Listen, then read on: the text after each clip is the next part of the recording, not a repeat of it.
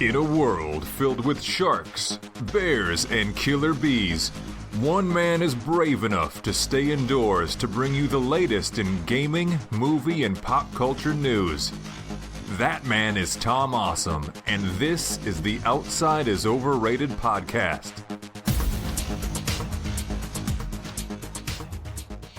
Hello and welcome to Outside is Overrated Game Club. Outside is Overrated is a grown-up podcast about gaming and nerd pop culture, and this standalone segment is specifically about games. Outside is Overrated is presented by Premier Health. Check out their website at premierhealthmn.com. That's premierhealthmn as in Minnesota.com. I'm your host, Tom Solachik, and joining me tonight are the Hobby Box, Joe Burns. Heyo. And the rest of the Outside is Overrated community. Cricket, cricket, cricket. Burns, you said you could talk about Final Fantasy XIV for days. I am going to put you to the test tonight. It is just you and me. When's the last time you had like a two-person podcast? It's probably been 4 to 5 years. It has been a long time. I don't think that we've had a two-person podcast since we switched the format to 3 people, and that was at least 4 years ago. Yeah, it's kind of crazy. It's been, I don't know, actually, I don't think I've ever been on a only two-person podcast, because we were talking about, since we've been recording down here, I've never sat in the second person's chair. I've always sat at the end of the desk in the third person's chair. So it's like we're always staring at each other. I am not used to looking at you, my friend. You don't have to turn to see me either. And it's usually I'm just staring at my show notes. I just pretend there's no one else here and I'm just reading. And, we're not scripted tonight. We're just kind of flying off the cuff about one of our favorite games. Yeah, I don't know. It's going to be fun. Hopefully it's interesting too. I hope so. So Game Club is something that we do each month. We typically play a game with the OiO community, the Outside is Overrated community. This was kind of a wonky month because going into 2025, I'm changing the format a little bit. I'm dictating most of the games that we play for Game Club next year because they're going to tie to main show themes, which didn't particularly help us this month. We wound up in a bind, and just no one wanted to play FF14 with us. Well, I mean, we can't say nobody. Jim played for a little bit. I think he got a character to, I think it was close to level 20, if I remember. Maybe it was a little bit less than that. No, I think he got over 20. I think he got to play as the ninja. Oh, okay. I mean, that could be too. So we maybe could have had him on, but you decided not to even talk to him. Well, actually, I did reach out to him. You did? And he said, no, I don't want to do it. I hate you with a burning fiery passion, Tom. So thank you, Jimothy the Witch. Is that true, Jim? You need to let me know. I don't know if I believe that. I'll say that it's mostly true. Mostly true. All right, so we played Final Fantasy XIV for a month. Burns, you put hundreds of hours into this game. I've put over 100 hours into this game. It has surpassed Diablo 4 as my most played game on PlayStation, if you combine the PS4 and PS5 versions. So let's start with what exactly is Final Fantasy XIV? Yeah, and I've put thousands of hours into the game, Tom, not hundreds. So I don't know if I put thousands of hours into PlayStation games, period. Yeah. No, yeah. I mean, I obviously have then, because I think it's at 3,300 hours with Final Fantasy XIV total. Burns, that is a lot of FF14. Yeah, I've played it quite a bit. Now, some of that was lots of dead time of sitting and trying to get a house for, 18 hours at a time and just having it on in the background or whatever. Which sounds awesome. Super duper fun. Oh yeah, no, that was I took a break from the game after I was really trying that for a while. It got to a dark place for a while, but we could talk about that maybe later. But so Final Fantasy XIV is a massively multiplayer online role-playing game made by Square Enix, and to sort of delve into it just a little bit, the history of it. So, WoW, when it came onto the map, was massive. It was huge. It was basically the change of games. There were lots of MMOs before that. Some had pretty good success. I know you loved Ultima Online. Yep, and I played EverQuest before that too, but it never really caught on. And I mean, we've both played WoW before. And so at the similar time as when WoW was getting popular, Final Fantasy XI kind of blew up. And it's a very different game, and it's very menu based. It's a completely different experience, but it was by far the most popular MMO in like Asia, especially. And it did have a pretty good following here. And so when Square Enix decided to follow up Final Fantasy XI with another MMO, which was going to be Final Fantasy XIV, they had a lot of the creators from 11 come over and start making 14. And when that came out in 2010, I believe, it flopped terribly. It was a mess technically. It didn't run very well, and there was just a lot wrong with it. And it kind of came down to two different things. The first thing was the people that made Final Fantasy XI hadn't looked at all of the stuff that had changed with MMOs based on the influences of World of Warcraft and just how they had developed past that. So they just basically made FF11 2. And at that point, it just was not something that was interesting to modern gamers. And then the second problem that they tended to have was almost a lack of direction, so to speak. And the main thing was that everybody that was developing their little piece of the game was trying to make it like the coolest or best looking piece that they could possibly make it. And then all of these pieces just didn't come together in the end, and it made it a big, huge, clunky mess. There's actually a really good documentary made by NoClip, which is a YouTube channel that specializes in making video game documentaries. And I would highly recommend watching it. It's a 3-part series. I think it's called the Death and Rebirth of Final Fantasy XIV, and it's phenomenal. It's a really good watch. It'll take you about an hour and a half total from start to finish if you watch all 3 parts. But it really sort of goes through that early decision making, how the game failed, and then how it ended up kind of rising from the ashes.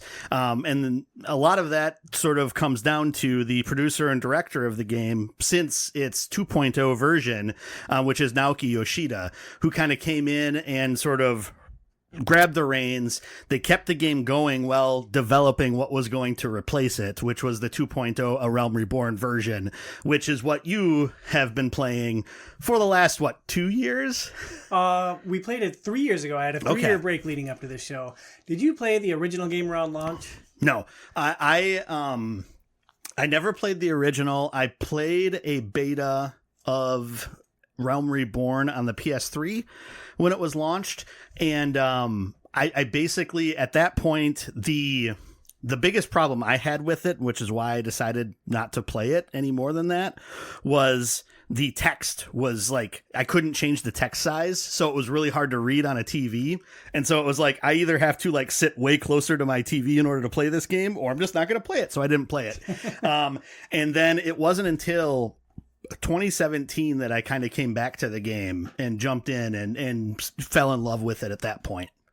That's interesting. So the game launched. It was a colossal disaster, a huge flop. If that had happened in 2024, do you think we would have seen A Realm Reborn?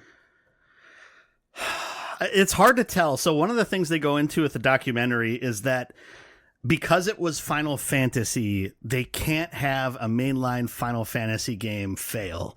I mean, 13 was pretty terrible. 13 was rough, but it still at least was a playable game.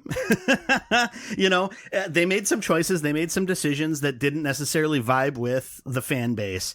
And so from that standpoint, and since this was after 13 and they already kind of had that little bit of a black mark, they were sort of thinking it's like, we can't have this fail. So we need to try to make good on this. Otherwise, we're going to lose our fan base and there won't be any other Final Fantasy. And for Square Enix, since that's their largest property, like that's bad news bears. So that was sort of the main thought where it's like, okay, can we salvage this? How do we do that? And that's what a lot of what Naoki Yoshida, who's known from the player base as Yoshi P, that's what he ended up sort of bringing to it, was like project management and like, here's the plan. This is what we have to do step by step by step, and how to get from point A to point B. Project management saves video games. Yes. I love it. How close do you think we were to losing Final Fantasy for all time with how bad the original launch was? I mean, so, because it's one of those things where, you had a popular franchise, and you had two prongs of that franchise. You had the single player games all the way up through 12, basically, that people loved. Well, 10 and then 12. And then 10 and then 12. And then you had 11, which was hugely popular, not on the same level as WoW, but it was hugely popular for a portion of that fan base. And so then you have 13, which struggled to catch on and didn't really capture a lot of fans' sort of excitement. Because it sucked and wasn't very good. Well, see, I really want to go back through and play it at some point just to see if it really was bad or if it was just my expectations that sort of dragged me down. And so then when 14 floundered, it was basically like, yeah, we have to make this better. So yeah, I if they would have decided not to do that, I mean, there's no way Final Fantasy 15 actually, they would have alienated too much of their fan base, and there's no way they would have been able to put that much money into 15. Even though it took like a decade for them to develop and had its own kind of development hell that it went through. So yeah, I mean, I think it was close. And then it's not just that, but it's like any Square Enix game since then could have been in jeopardy because it would have been really difficult for them to succeed without their big cash cow, their big franchise. Yeah. So Final Fantasy XIV had a horrible launch. They completely remake the game, relaunch it as Final Fantasy XIV, A Realm Reborn. And I can say with 100% confidence, that game is pretty good. Yeah. I mean, and there's definitely some things that there's still some rough spots in there. And a lot of those rough spots that happened at launch, they've smoothed out over time quite a bit. I know one thing that you've been dealing with specifically more recently is the bridge content from the end of A Realm Reborn to the first expansion, which is Heavensward, and just how lengthy that is. Now, you can look at history to kind of explain why that's the case. And it's because they finally finished developing this game and they released A Realm Reborn. And then it's like, okay, these are the things that we didn't finish that we wanted to get done for this. So now it's going to take this much more time to be able to get this out. Part of which was the console version of it, because they had promised doing that console version and needing to get that out there. And so that was a lot of time was spent in that, and a lot of time was spent in refining some of the things that they needed to fix from, even though it was a successful relaunch, still things that they needed to do. So there was a lot more development time in that time frame that they needed to do to fix some of these things and add in some of these new features that didn't make it to the original 2.0 release. And so that's why that bridge content, which actually has been shortened by like 20 quests, which is hard to believe because it is still 50 quests long to get from one to the other, I think, or maybe it was 90 and now it's 70. I think that's about right. But yeah, so some of things can definitely be a slog. I would also say that after Realm Reborn, from a storytelling standpoint, the writers really find their way a lot more with it. And I think a lot of it is just because they're trying to do a lot of things with the initial portion of the game. And there's still some good story stuff in there, but they do a lot more with the characters, I think, in the expansions after the original Realm Reborn release. And that's why a lot of like Heavensward and Shadowbringers especially tend to be super beloved by the community, because of a lot of that story stuff and a lot of the character development that happens within those expansions. And so, yeah, but I still think there's a lot of good stuff within A Realm Reborn to enjoy. Yeah, I really enjoyed the Realm Reborn experience. There's the base game, Final Fantasy XIV, A Realm Reborn. There's 4 expansions added on top of that. What makes this entire massive content Final Fantasy? There's 5 expansions now on top of that, but what makes it Final Fantasy? So I mean, so for one thing, one of the touchstones back to a lot of the core games is the job system. So, at the beginning, they're all called classes, but then they evolve at level 30 into jobs. And so you can change. So one thing that made Final Fantasy different from WoW, at least, is that you could play multiple jobs as one character. So, for instance, in WoW, you start as a mage. You're playing that character as a mage forever and ever and ever and for all time. Yep. Or you're creating a new tune to be able to play a different class and do something different. So you end up with a bunch of different characters.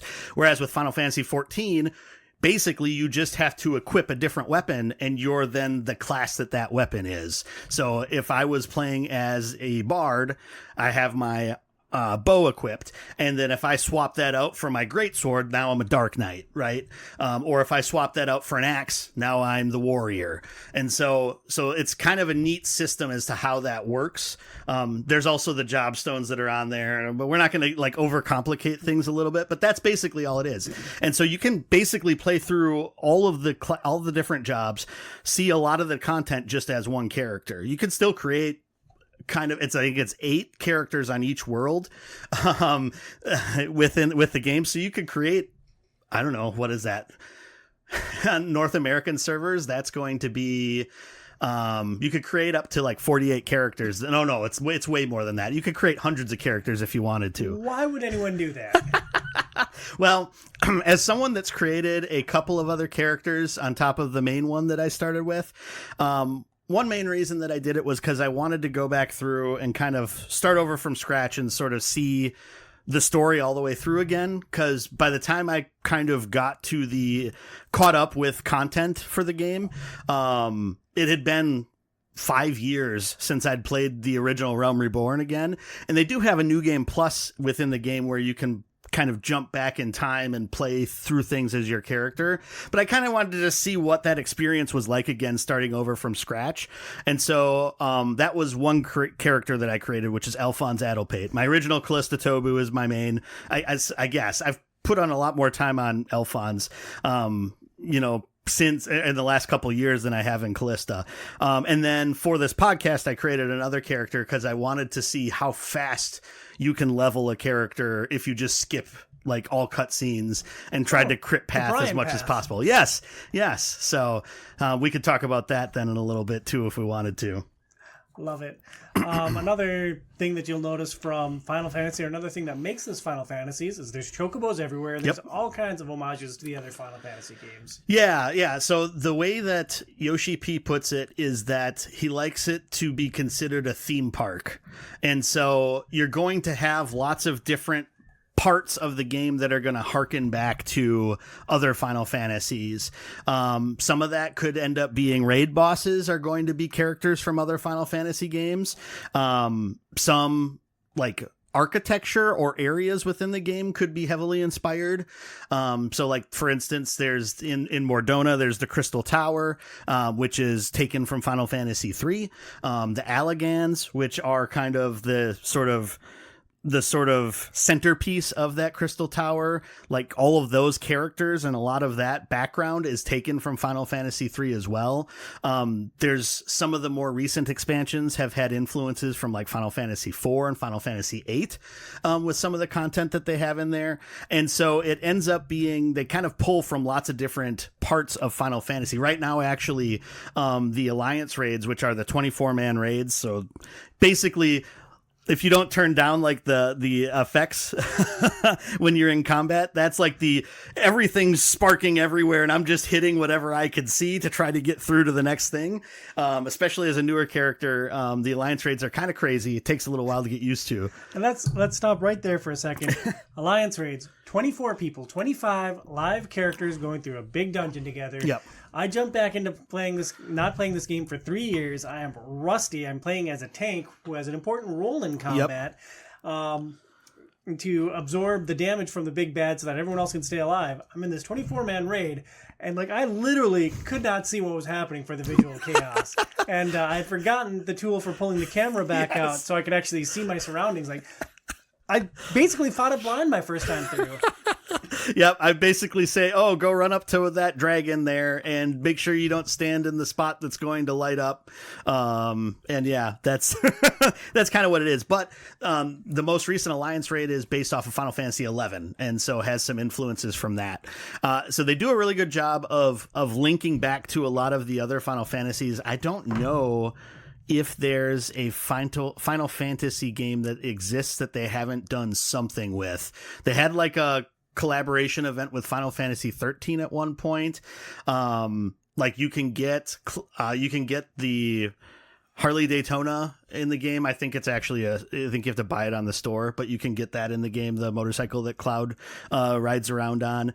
But yeah, there's lots of different. Final Fantasy 15 has had a collaboration event where you can you meet Noctis. He's somehow transported into Eorzea, and you help him try to get back there, and you end up getting the regalia as a mount, which is cool because it's like a 4-seater, so other people can jump in and ride around with you. So awesome. that's kind of neat. But yeah, they do try to link into a lot of the other Final Fantasy games with at least references. Sometimes there'll be characters that are kind of pulled from that stuff, and so it's an interesting thing to pay attention to. As you're going through the game as a Final Fantasy fan of most of the games that I've, having played most of the Final Fantasy games, not to completion, but at least through a good chunk, it's really fun that way. So it's an MMO heavily influenced by Final Fantasy, and the signature hook of it is the job/class system. So what is your favorite class, having played 3,300 hours of this game, Burns? Yeah, it's a good question. So the main class / job that I've played through is Dragoon. I do enjoy the Dragoon a lot. The one difficulty with Dragoon is because you have to be a melee fighter because you're up front a lot. You do have some jumps that can like close gaps and get closer to them at times. But the problem is that you have, as a Dragoon, you have some of the lowest armor of a lot of the other classes. And so it can be really difficult to stay alive when you're trying to do all the stuff that you need to do to keep doing damage, and then stay out of all of the AoEs and other attacks. So yeah, you end up they're pejoratively in the game called floor tanks, because at some point the Dragoon's going to die and it will just be laying on the floor. Oh. So yeah, so Dragoon is fun. Probably my favorite then is Bard. Bard is actually a lot of fun to play. The problem with Bard for me is that the first 30 or 40 levels of Bard are kind of dull. But once you start getting songs and you start kind of weaving through the different songs, once you get all 3 songs, the job really sings. Nice. But no, it really flows pretty well, and it feels like you're always doing you're always doing something, and you end up getting procs that happen while you're attacking that are going to allow you to do other abilities with Bard. That's one thing that's pretty neat about that class. So those would probably be my 2 favorite. Is the Bard a ranged DPS then? Yep. So Bard is a ranged DPS.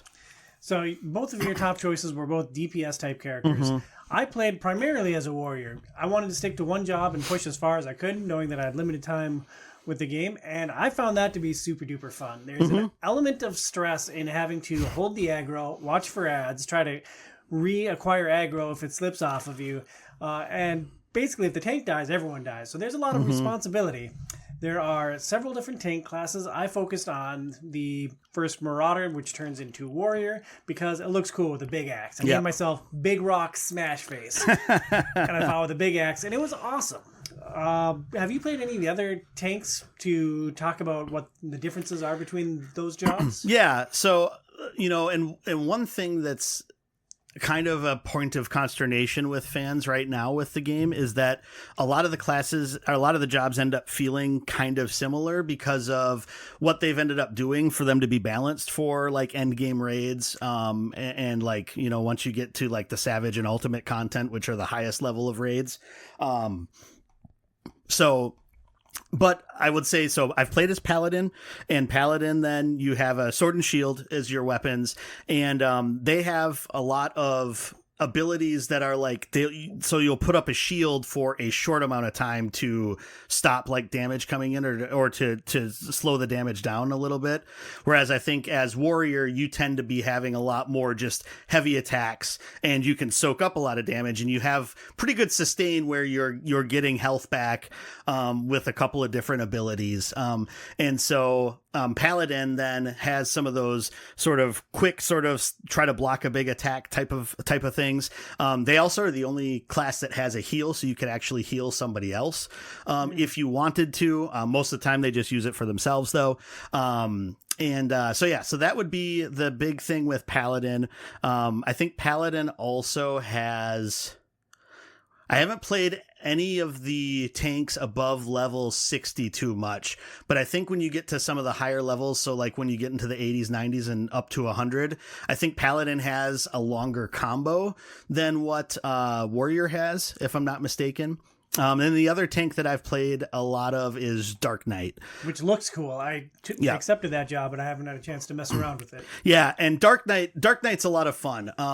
So the Dark Knight you end up getting that in the first expansion, Heavensward, and their whole shtick is kind of, I'm trying to think of the best way to put it. So you have kind of your main combo that you're going through, and then you have special abilities that you can do to either attack like AoEs in a line, or you could attack just one character, and that builds up like a darkness meter. And if you keep that up, you're doing more damage as you have that. But that costs so much MP, and so there's a lot more MP management with the Dark Knight. But then within your combo, one of your attacks ends up recovering more MP, and one of your attacks ends up recovering HP or health. And so it sort of balances out by going through that. So it's how often are you going to spend your MP, and then how are you going to get it back. You also have an ability that allows you to gain MP with each attack. And so it ends up being sort of like a push more damage and then recover, and then push more damage and then recover type of job. That sounds horrific, Burns. It's not that bad. I think it sounds more complicated in description. And also, like, I think the one good thing with a lot of this stuff is, even though Dark Knight starts at 30 and the other ones started at like level 1, I think as you're going through and leveling the class from 30 to however you get, or from 1 to however far you get, it gives you enough time to sort of learn how the pieces come together. Now, if you don't play a job for a while, it can be really daunting to come back and, how the heck does this all work together again? Yeah, try a 3-year layoff. Yes. It is brutal. Yes. And I think the other thing that can be a little bit difficult is like trying to figure out where you want to put stuff on your hotbars. And I think especially when you pick up some of the jobs that start like at higher levels, like 50, 60, 70, it's like, okay, I got all these abilities.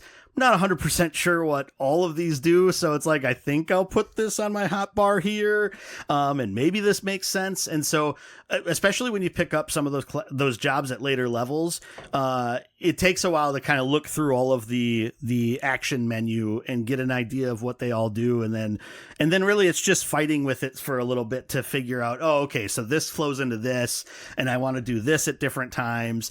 And then if you're more of a visual learner, instead of like reading through the abilities and figuring out how it works, there's zillions of videos online that you could watch to help explain that, or websites that walk through like rotations at different levels. So you can get an idea what the ideal sort of rotation of your abilities is going to be, to get a little bit of a boost if you're more of a visual learner and need to see somebody doing it instead of figuring out for yourself. Yeah, I used a guide when I jumped back in, because I knew when I ended my last play time that I wasn't playing optimally. And it's like, well, okay, I'm going to have some more time with the game. Like, I'm going to look up a guide. I'm going to get my hotbar set, and like, it's set now for like level 90. I have a bunch of abilities in there that I can't even fire yet. It's like, okay, well, I should be good forever now. Great. Well, until Dawn Trail, when you go up to 100 and you have a couple more things. But the good thing about later expansions is that there's usually not a ton of extra buttons. A lot of times what'll happen is it'll be one of your actions will evolve into something else. And so like one attack will become a different named attack, and it just does more damage and maybe something else. But it usually takes like that same spot in your combo, or the same kind of like utility spot that it would normally be in. But there's usually at least like one capstone ability that you get that would be kind of like the finisher at the end of your rotation, and that kind of keeps building as you go up in the 10 level increments through the different expansions. Yeah, that's going to take me a long time. So what makes FF14 an MMO? What are the most MMO elements of this game?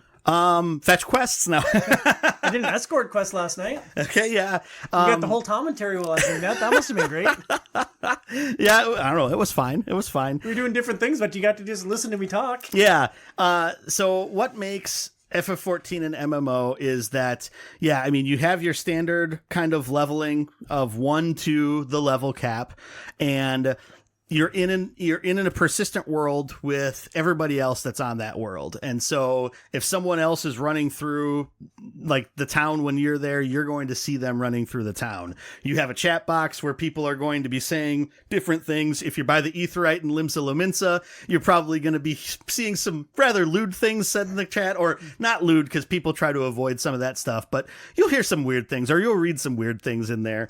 I should pay more attention to my chat box. But yeah, and so then also then, so you go through and you do quests, right? And there's going to be the main scenario quests, which are going to be what's pushing the main story forward. You're also going to have class or job quests that are going to help you improve or earn new abilities within the given job that you're playing as. There's also side content within each of the different areas that you can play. And then, yeah, you start in one area and then you slowly explore the map, find different things within there, find new quests, do new stuff. Unlock your fast travel points. Exactly. Yes. Definitely touch all the crystals. Make sure that you can go back there, and teleport there quickly instead of having to run there. And so, yeah. And then you have dungeons. So eventually you'll get to a point in the story where you'll have to run a dungeon, and that'll be with 3 other people. So that's what's called a light party within the game.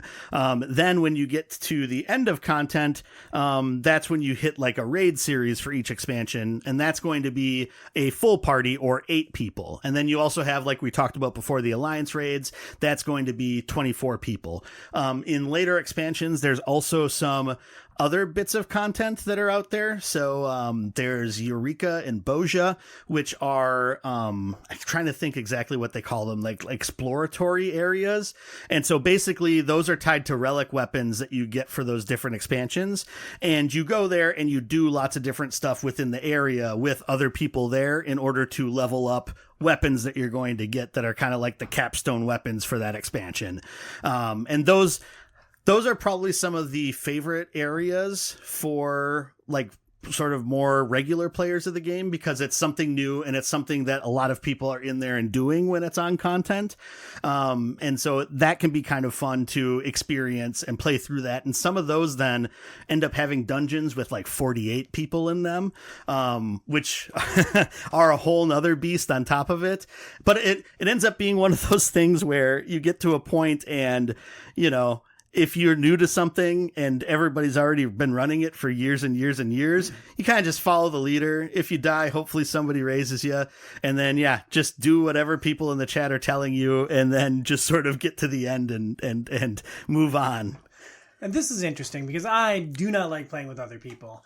Playing as a tank in these dungeons, I have a very defined role and I have an important role. And like for most of my first time playing this game, from like level 1 through level 54, I played with you and I played with Eric. So that was 3 of our 4-man party. I'd play a tank, you generally play as a healer. Sometimes Eric would play as a healer, but like then we get a couple of randos or one rando to join us. We'd run the dungeon. It was great.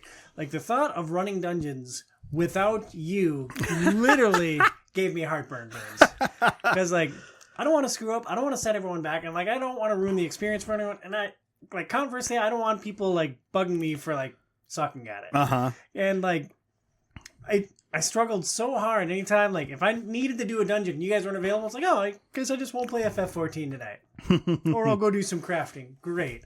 So it was really interesting to me once I finished Realm Reborn, and the bridge content from Realm Reborn to the first expansion. It's 100 million billion quests, and they force you to replay all of the primal battles, which are basically the summons from Final Fantasy, and you have to play them with other players. So I called you in, and I refused to play with other players, and you just killed everything while I watched, and it was great. But then I got to the Crystal Tower, which was those 24-man raids, and like you ran the first one with me, but like after that I was on my own, and like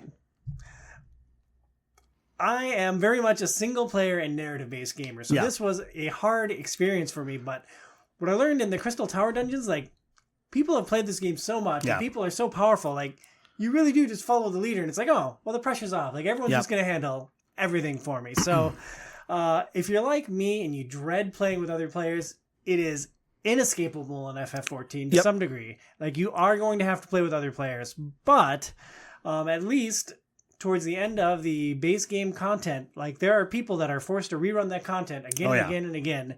And they will just carry you through everything. So like, if you want to be a contributing factor in those runs, if that's important to you, well, good luck to you. If you want to get through it so you can keep building your character and keep pushing that leveling bar up, it's going to work really well for you. Yeah. So a couple of things to sort of jump off on that. But yeah, like you were saying, there's lots of content as you go up through the game that kind of pushes you, gives you an option, like one of the like 2 or 3 options to complete a task will lead you back through some of that old content. So, for instance, one of the relic weapons, or actually pretty much every relic weapon, ends up giving you a task to go back and run like the Crystal Tower series, or different pieces of that.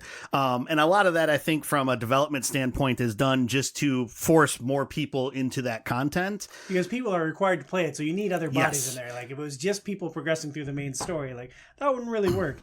And like, just as an anecdote, we're playing on a lowly populated world. Yeah. So like, I literally had to change servers just to get through that 24-man raid stuff because I couldn't get a full party together to run it. Yeah, and that's it's an interesting problem that they ran into because basically they got to a point. So the game kind of hit its peak of popularity in the build up to Endwalker, which was basically during the pandemic, so 2020 into 2021, the game kind of blew up in popularity. A lot of that was because there were a lot of people that were sour on WoW at the time, and so they were looking for another MMO to play, and a lot of people have been saying, hey, Final Fantasy XIV is getting really good. Shadowbringers is probably, I would guess if you would ask Final Fantasy XIV players, the majority of them would say Shadowbringers was their favorite expansion, and so the game was really good at the time, and you had its main competitor was really low at the time,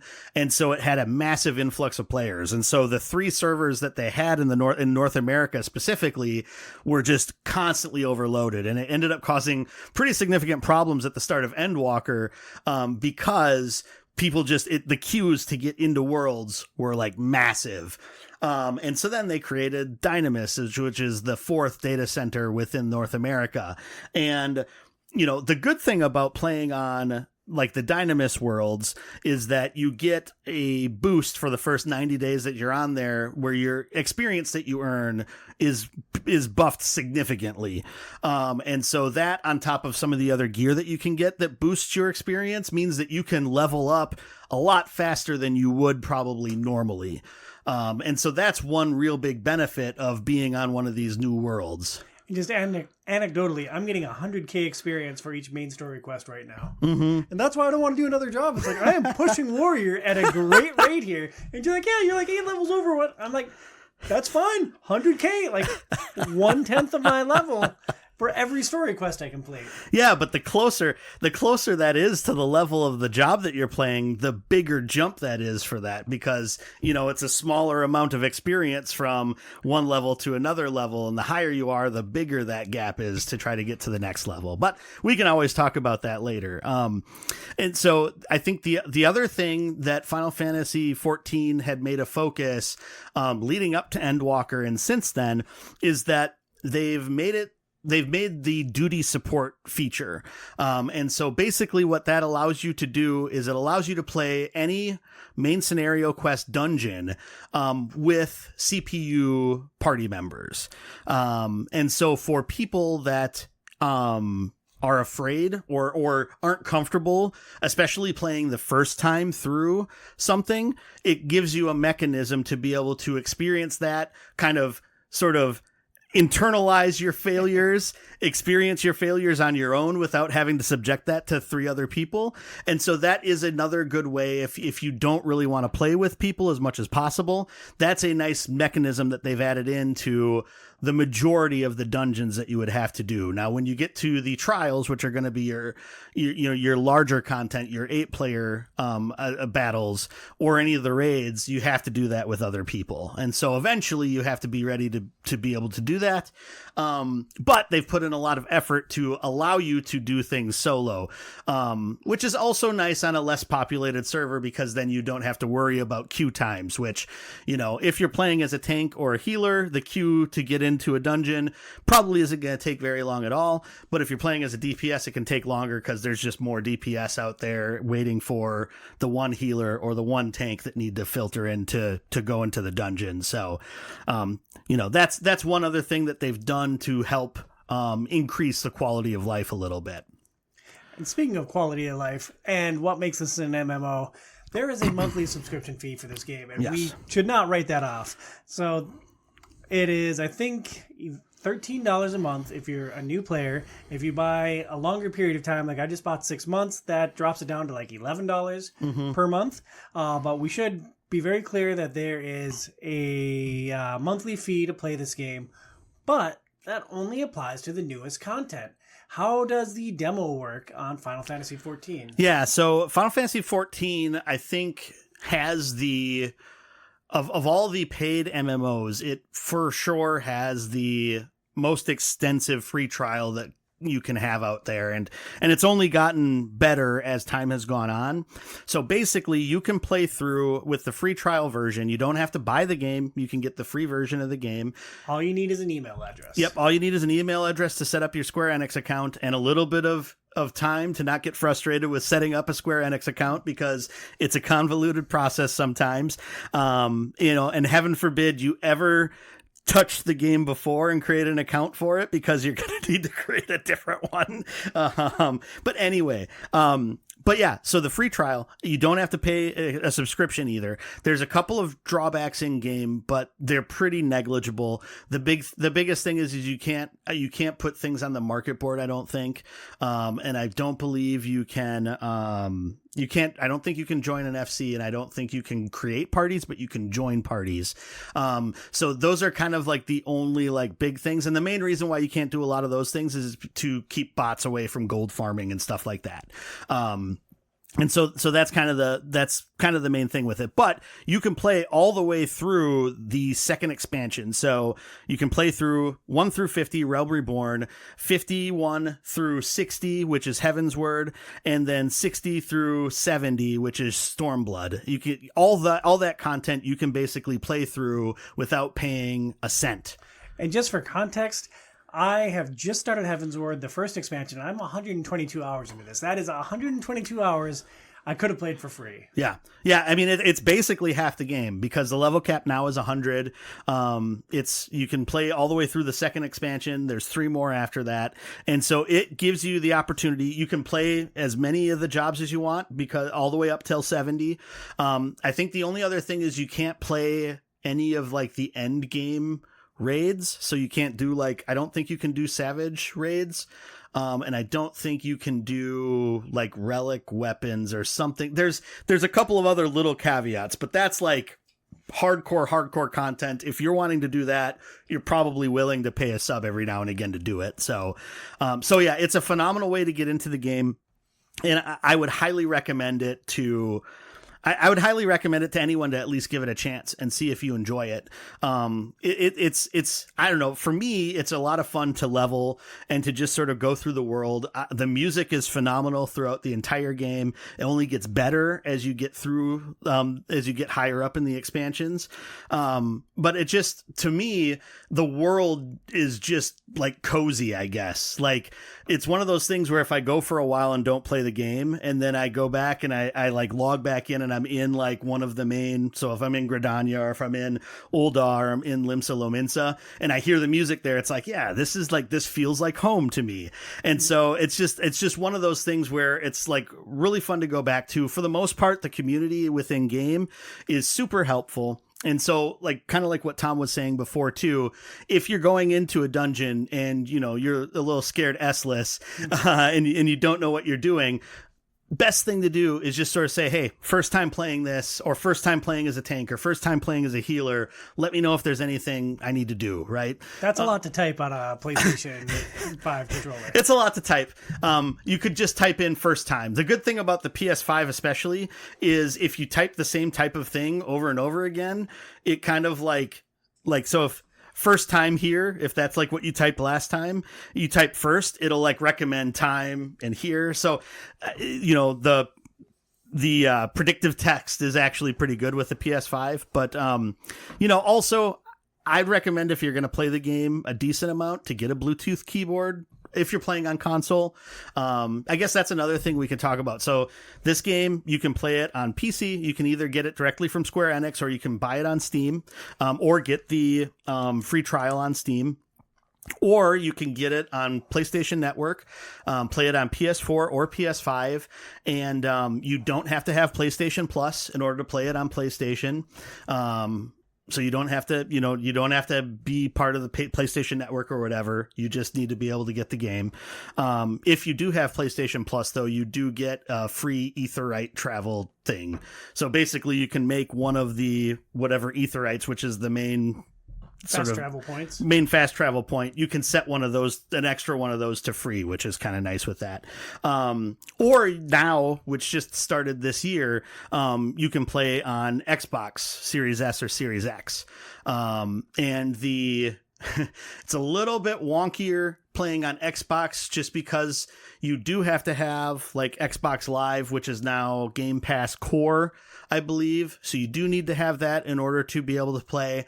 And you pay for your sub and other things through Final Fantasy XIV coins that you buy on the Microsoft Store. Ugh. So it's a little wonky, but that's Microsoft needing to get their share of things, apparently. I thought they went away from Microsoft coins. Like, I thought it was all dollar-based stuff now. No, they maybe went away from that, but for Final Fantasy XIV, you have to buy Final Fantasy XIV coins to be able to purchase your sub through Xbox. Now, you can also, I think, add game time to your account through the Square Enix store and circumnavigate that. I think it might be a little more difficult to buy things if you wanted to buy stuff from the Square Enix store to add it into the game, but I don't know. I don't know as much about that, but it's available in lots of places for you to be able to play it, and the free trial's available on all of those platforms. So I've literally signed up for it on each of them. See, there you go. The crossplay also works really, really well. Yeah. When we played a lot early on, we were playing with Eric, who was playing on PC, which is apparently the predominant way to play Final Fantasy XIV. Yeah. Yeah. I would say a majority of the player base plays on console. But I would say it's probably a good 30 to 40% probably play on consoles. Whereas 70%, 60 to 70% play on PC. The other thing is, if you're playing on console, you can also hook up a mouse and keyboard to your console and play with mouse and keyboard. If you don't want to play with a controller, and vice versa, you can play with a controller on PC. I don't know. I've only played the game with a controller. The game plays perfectly well with a controller. There's just a little bit different stuff that you have to do with switching hotbars, but the whole cross hotbar that it has. So basically, you hold down R2 to do the abilities that are on your right pad. You hold down L2 to do a set of abilities that are tied to that. So basically, that's going to be 16 abilities right there. And then you can also set it so that if you tap twice on one of them, it's going to be another set of hotbars, and if you tap twice on the other trigger button, it's going to be another set. So there's lots of mechanisms to sort of get into that. So it's important to make sure that you lay it out in a way that you're going to be able to like trigger your muscle memory to get through your basic combos and know where your abilities are when you need to in a pinch. But I think it's a fantastic way to be able to play the game, and for someone that feels a lot less comfortable playing on a mouse and keyboard over a long period of time, it's super nice to be able to just sit with a controller and play the game with little strain on my like wrists and stuff like that. Yeah, the PS5 is great. The PS5 version is awesome. So what is your favorite way to spend time in this game? I'll start on this one. My favorite way to spend time in in Final Fantasy XIV is the duty support, running the dungeons with NPCs. Like, that is how I plan to engage over my next section of this game. I want to take my conjurer and turn them into a white mage, and I am one level away from being able to start doing the duty finder or duty support, and I intend to just run dungeons over and over and over again until like I've mastered all of the low level dungeons. Yeah, I mean, that's definitely one way that you can go through stuff. For me, it really varies depending from time to time. So I'll get into a spat where I really want to do a lot of crafting and gathering. So there's 8 crafting classes, 3 gathering classes, and one thing that makes this game very unique. Every MMO is crafting and gathering, right? Like, it's just a part of the core experience. What makes Final Fantasy XIV awesome is that there is story that goes along with those crafting quests. Like, you have a job master or a guild master that you are reporting to, and every 5 levels you get a new story quest for your cooking or your fishing or your it's been a long time since I've done the crafting. I don't remember what the other ones are. Oh yeah, so I mean, goldsmith, leatherworker, carpenter, all sorts of things. And then, it's mining, fishing, and botanist are your 3 gathering classes. And, I think that's a really fun aspect of it. When you get to higher levels, they do something a little bit different. So it's not specific to just your class, but there's a couple of different storylines that you go through with your crafting and gathering, which is very similar to what they do once you get past level 70 with the combat classes too. You don't have your job quests anymore. There's role quests. So there's one that's specific for tanks. There's one that's specific for magic DPS, one for range DPS, one for melee DPS, and then one for healer.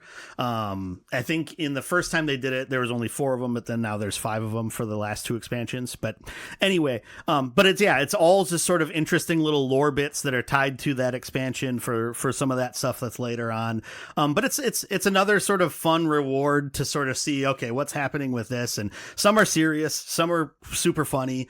I was really into the cooking one when I first started, and I had some layoff because I bought the game and I got playtime with that, and then several months later I got a time card, and so I had more playtime. And so you build up rested state when you log out when you're in one of the major cities, and I didn't realize that worked across all of your jobs. And so I burnt it all up with cooking, and I'm like, oh, this cooking is awesome, I'm having a great time. And then my rested state is gone. I'm like, I really wanted that for my warrior.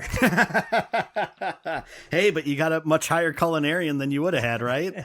yeah, I guess. So sometimes it's crafting. I'll get into that.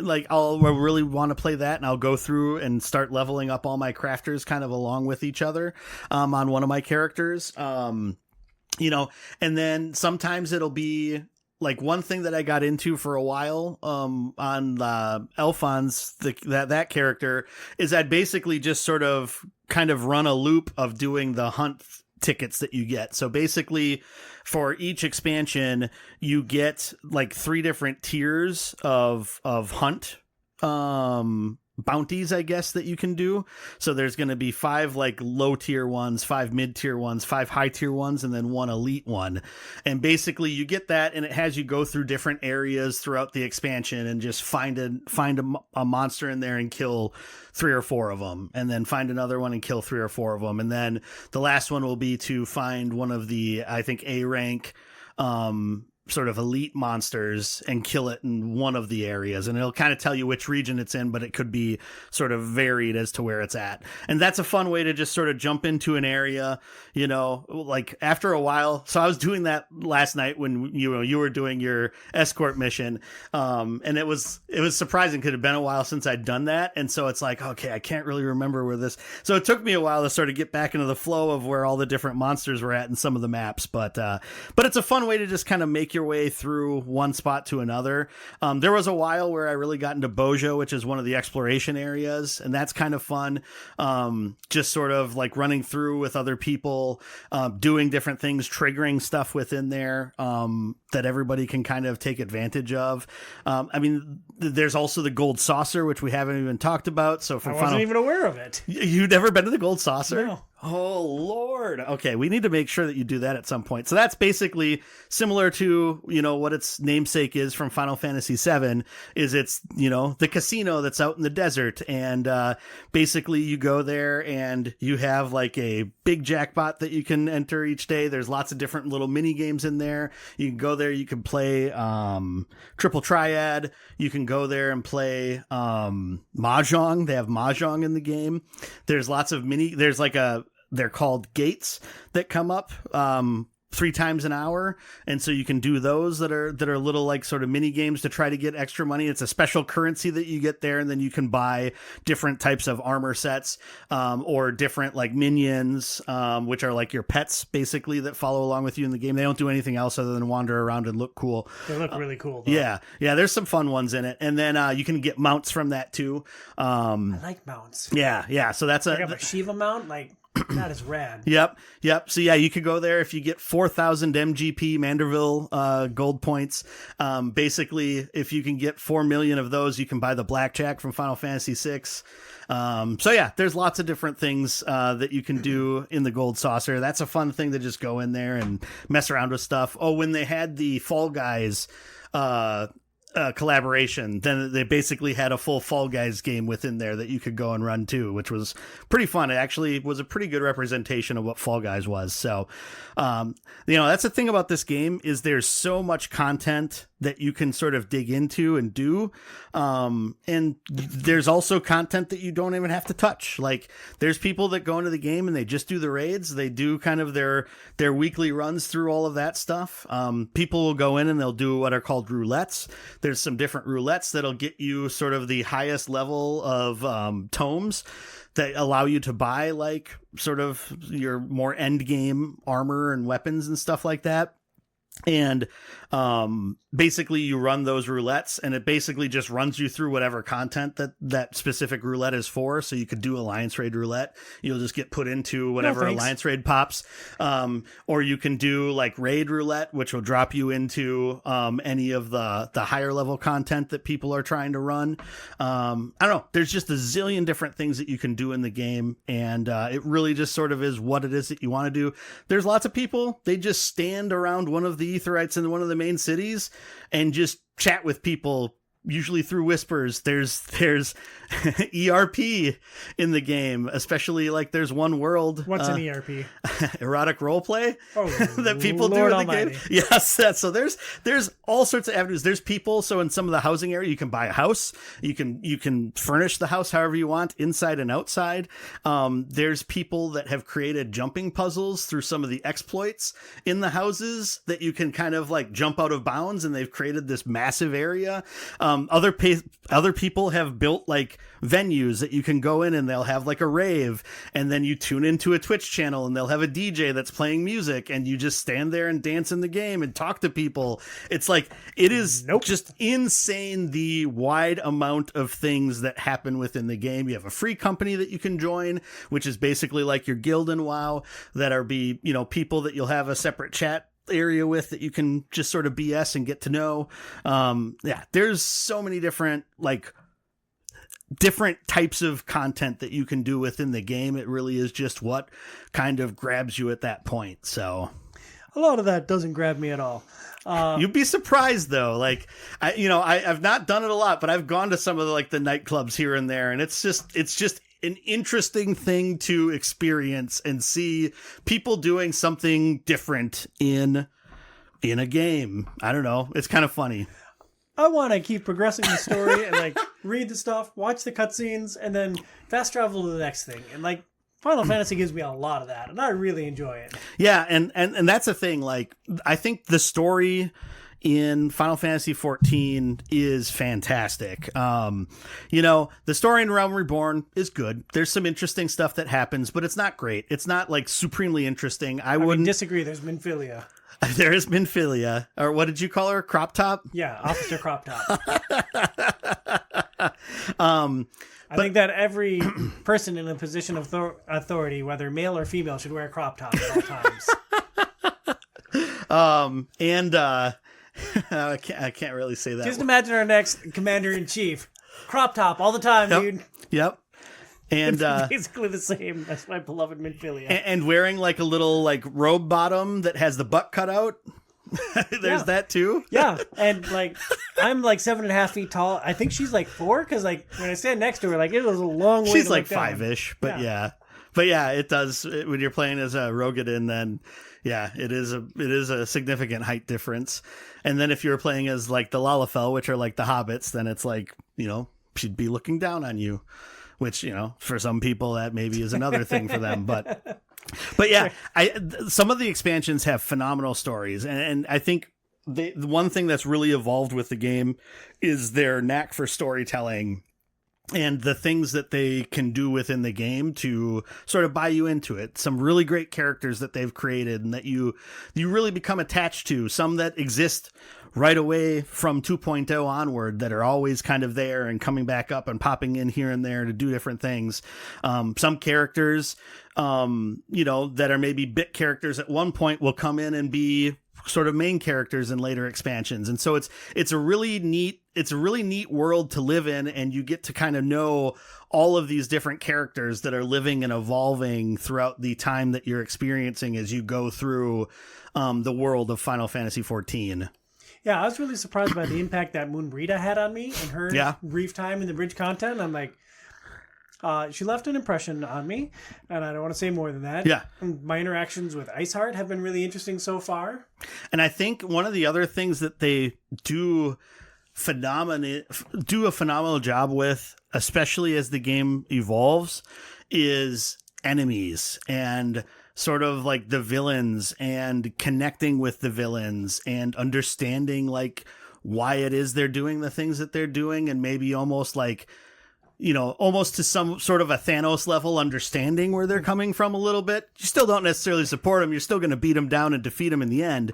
But yeah, they do some really phenomenal stuff with that. And it's like, it's really neat to see them lay down like little bits and pieces at, one point in one expansion that become whole arcs in another expansion down the line. And so, all of 2.0 through Endwalker, which was the second to last expansion, is one main story arc. And then Dawn Trail, the most recent expansion, is kind of restarting things again to create a new story arc. And whether it's going to be the same type of thing where there'll be a few expansions that'll be all about the same thing, or if it's going to kind of be a little bit different way of storytelling, they haven't really committed to how that's actually going to work yet.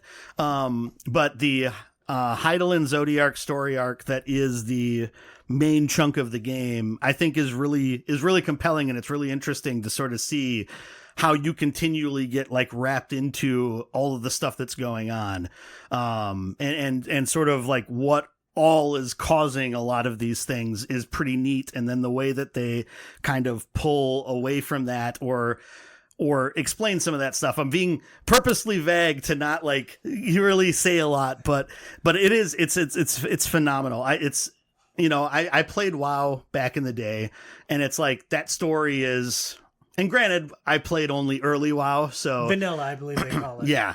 And so it's like, I think the story was basically non-existent. Your story came in like a wall of like 5 paragraphs when you would pick up a quest or drop it off. And so this is like worlds above that, from my perspective. And so it is a very heavily narrative-based game. If you do not enjoy reading a lot of text and watching cutscenes, like, you are not going to get the full Final Fantasy XIV experience, because there is just a lot of narrative in this game. So who should play Final Fantasy XIV? Brian, I think you can safely set this one out, my friend. Well, so I think someone... You cannot make a compelling case that Brian should play this game. Okay, well, so there are people that are story skippers that play a lot of the other content because they enjoy the battle system, they enjoy the raids and the things that happen, like the difficulty of some of the higher end raids.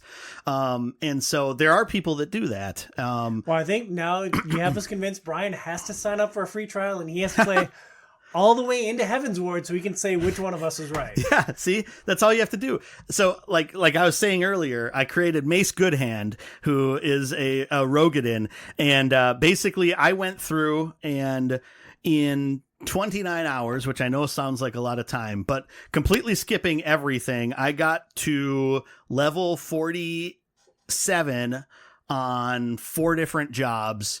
And basically I'm to the part where I'm almost to the end of the Realm Reborn initial story. So, 29 hours is a lot of time, but I think there's a lot of fun that you can have in doing the dungeons and stuff like that. And, I do think like one of the things that I would really like to do is to get like a group of 8 people to actually go through and play through the Binding Coil of Bahamut, which is the first raid series. I've played through it unsynced, which is basically going in as a level 80 or a level 90 Dragoon and just leveling stuff, which it's even hard on some of the things because of some of the mechanics that you have to try to do.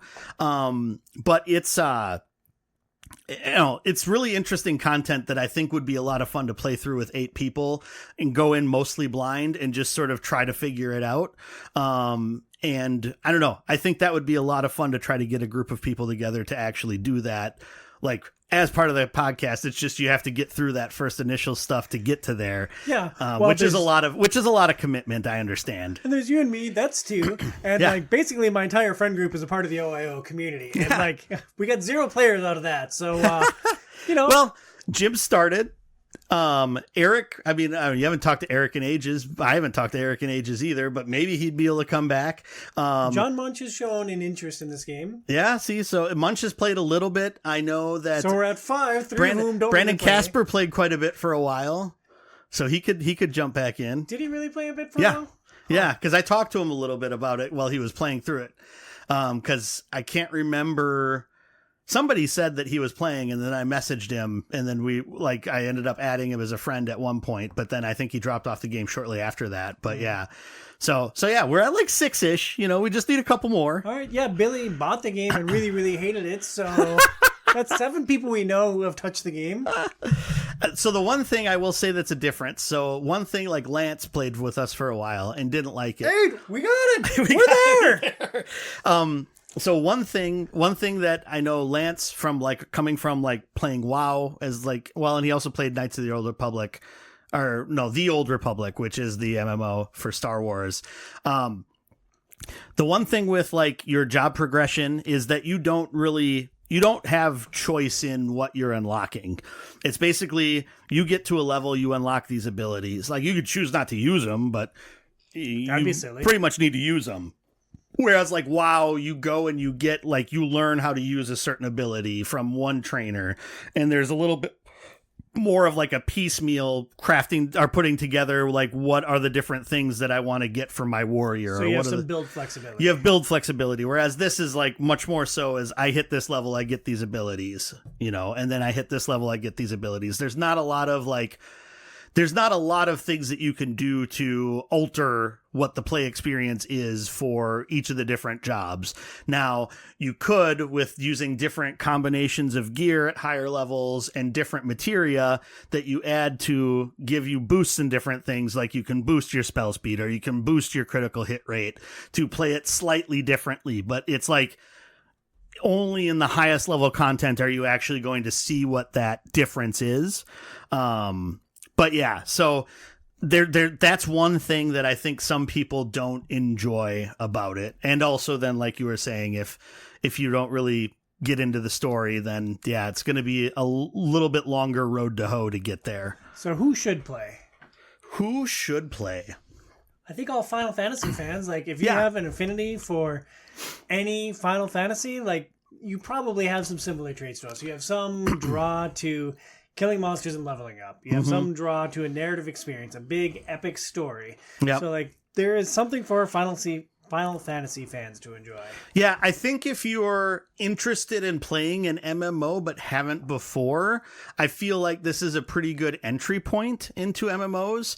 I mean, being a free trial and you're able to play a long amount of it if you want to, it's like zero cost other than your time to actually play the game, compared with I think all you can get for a free trial with WoW is like 20 days or 14 days or something like that. So you can't really experience much of the game in that time. So I would recommend if you're interested in MMOs to give it a shot, because I think it does a really good job of sort of feeding you in and getting you up to speed as things go on. There's some stuff that's a little confusing as a new player. Like, you don't have to do every quest that you see. You probably shouldn't. If you just do the main scenario quest, which is, the big comet looking icon with an eye in the middle of it. I think it's an eye.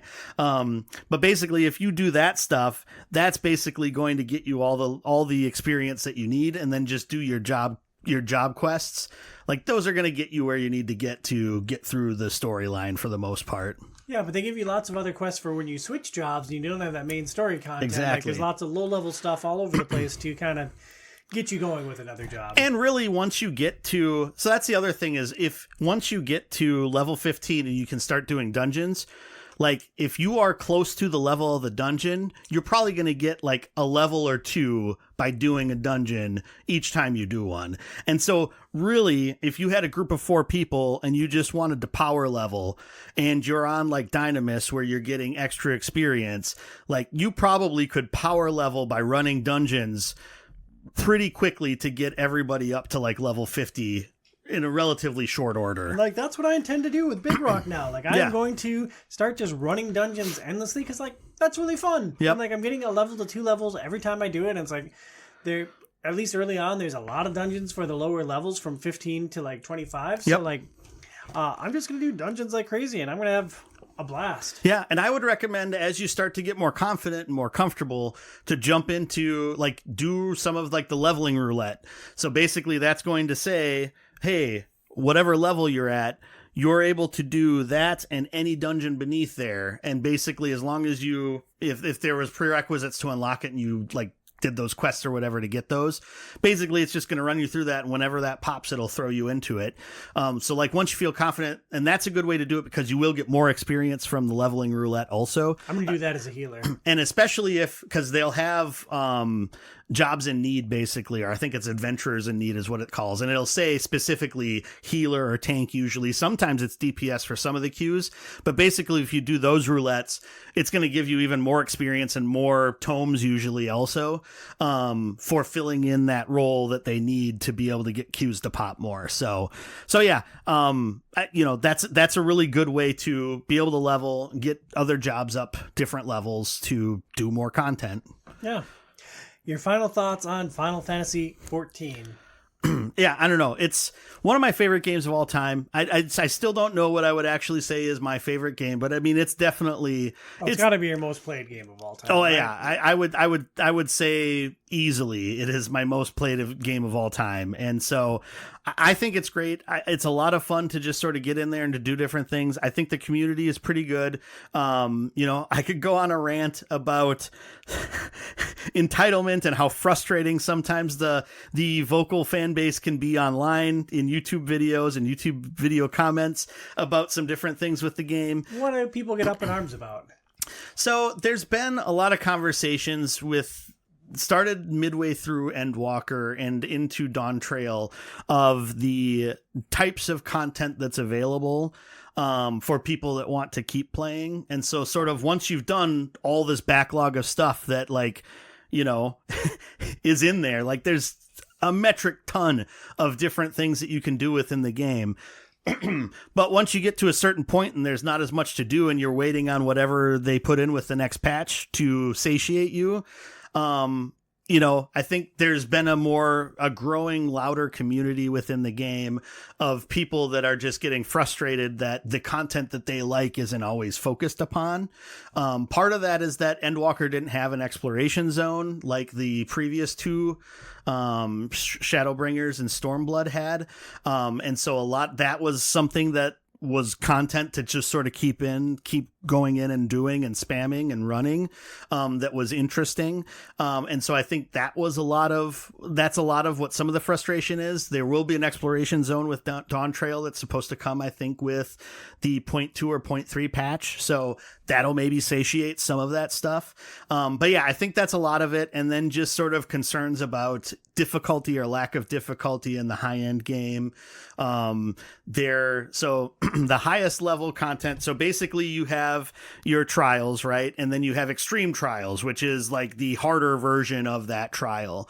And then you have what are ultimates, which are like the next level up of those trials. So they're supposed to be really hard trials that you can do. And you don't have to do them. I haven't done any of the ultimates. Like I maybe will at some point. I'd kind of like to do it, but it's one of those things I don't feel confident enough to do it in my play style right now.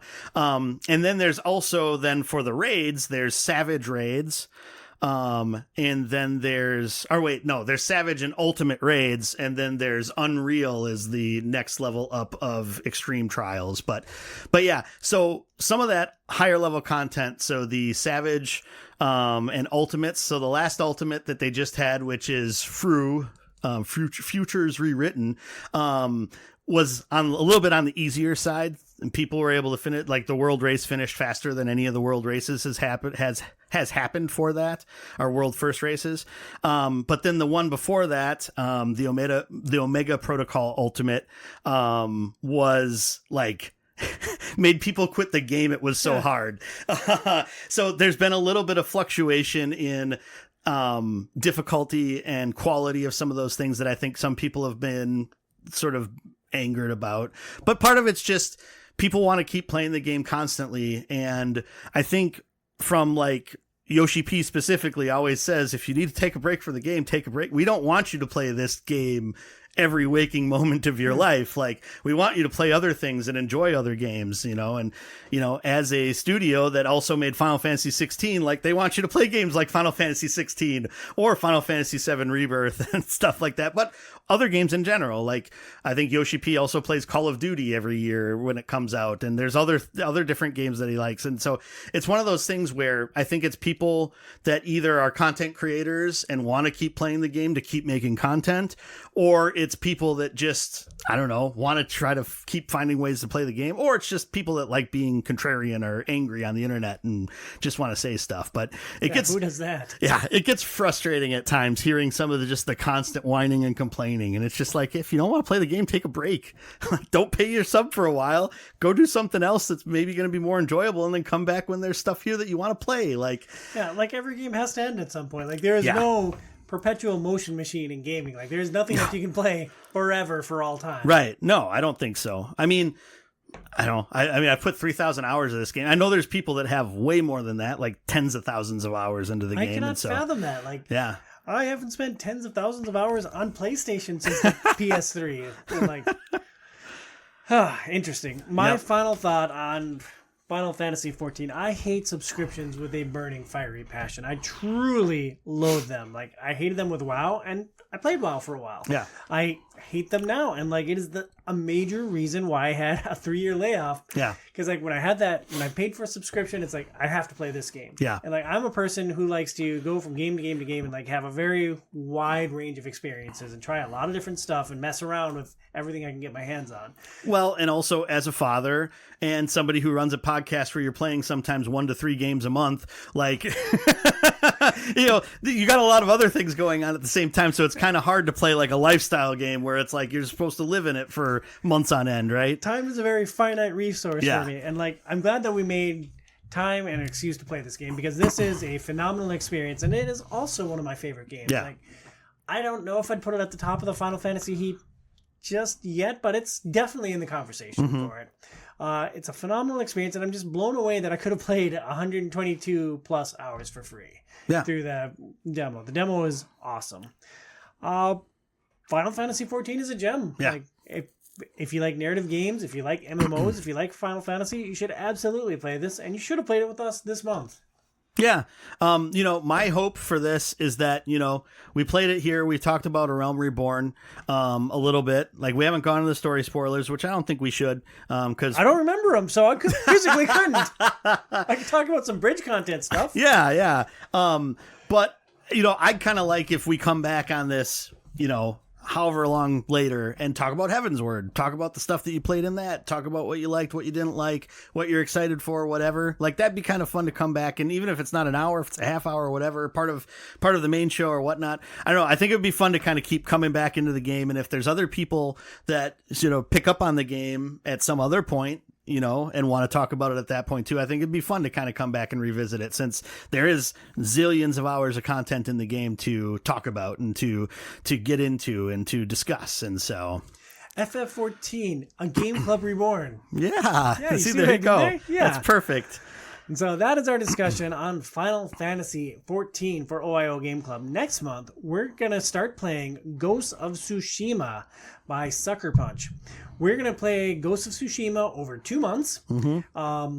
And the thinking is that we have a Samurai main show coming up in February. Our January episode of Outside is Overrated is on board gaming, getting people into the hobby. Yeah, that's going to be amazing. Yeah, every game we talk about is out of print. It's great. Yeah, we should have been a little more careful, because there's a couple things we talk about in that. I'm like, I should get that for Phoenix's birthday. And it's like, just can't get it anymore. Swell. Great advice that we give for getting into board gaming. eBay. Yeah, my other favorite. So the January episode of Outside is Overrated is Board Gaming 101, or an introduction to board gaming. Our February episode is talking about the FX show Shogun. So we're going to have a couple of samurai things back to back. For Ghost of Tsushima, I don't know if there's a logical stopping point midway through the game or not. Yeah, so there's basically, if I remember correct, well, I know for sure, I think the game's split into kind of like 3 parts. So as long as you get through like that first kind of act and get off of the first sort of landmass and into the second area, I think that would probably be a good target for, and at least get a little ways into that second area would probably be a good mid-ish point. Yeah, so we invite everyone in the Outside is Overrated community to play along with us. If you are a patron supporter at patreon.com/Outside is Overrated, or is it OiO? God, I can't remember what the Patreon tag is. /OiO. /OiO. If you are a patron supporter, you're welcome to be on mic with us. And that's the big benefit. Like, you can express your opinions with us. We typically record this online. But if you're just playing the game at large and want to share your thoughts, email the show at overratedpod@gmail.com, or reach me on social at ThompsonLogicOIO on basically any channel. And we'd love to discuss Ghost of Tsushima as we're all going through it together. Yeah, and Ghost of Tsushima is available on PS4, PS5. It's also on Steam, I believe. So you can get it lots of different places. Probably holiday sales on right now, or, well, there were some. If you're listening to this, actually actively on sale on PlayStation right now, and this episode should be out tomorrow, so that's safe enough. I bought it on Black Friday for $30. Yeah. So it is available. So yeah, and it's well worth it. So it's an action adventure game. You're playing as a samurai who's also doing some ninja-esque sneaking stuff, and you can kind of choose to lean into one or those 2 areas a little bit more, whether you want to or not. I'm terrible with stealth, so I think I'm going more samurai. Yeah, no, it's a fantastic game though. Like, I've been wanting an excuse or a reason to get back into it and try to finish it. So it's fantastic. I highly recommend people should jump in and play and let us know what you think. Yeah, and then put your credit card into the computer and send some money to Outside is Overrated. In all seriousness, it's a tremendous help if you can support our show at patreon.com/OiO. You can back our show for as little as $2 a month. And that's going to do it for this episode of Outside is Overrated Game Club. Thank you so much for listening. Outside is Overrated is supported by, or is Outside... Oh my God, I don't edit this. This is just going to be out here forever. Outside is Overrated is presented by Premier Health. Check out their website at premierhealthmn.com. That's premierhealthmn as in Minnesota.com. And we'll be back next month. Until then, stay inside, kids.